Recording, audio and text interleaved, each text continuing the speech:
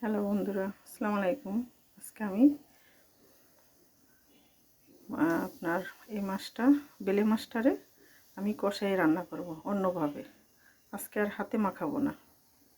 বেলে মাছের সাথে দেব আলু, পেঁয়াজ কালি আর পাকা টমেটো। দেখি স্বাদ কেমন হয়, আপনারা দেখতে থাকেন। আমি এটার সাথে এটা কাঁচা জাল অ্যাড করলাম। শুকনো জাল অবশ্য বাটা দেব অল্প, আদা রসুন বাটা, সামান্য মরিচ বাটা একত্রে দিয়ে কষাবো। হলুদ, লবণ পরিমাণ মতো, সামান্য একটু হলুদ দিয়ে মাছটা মেখে নেব আর সামান্য একটু লবণ দিয়ে, সাথে ধনেপাতা দিয়ে একসাথে মেখে নিলাম। এগুলো ঢেলে দিল, তারপরে টমেটো দিয়ে দিলাম।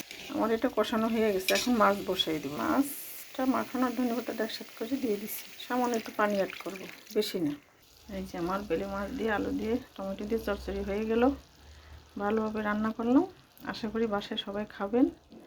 আর বেশি বেশি লাইক, কমেন্টস, সাবস্ক্রাইব করবেন আর শেয়ার করবেন। খেয়ে দেখেন কত মজা। আসসালামু আলাইকুম।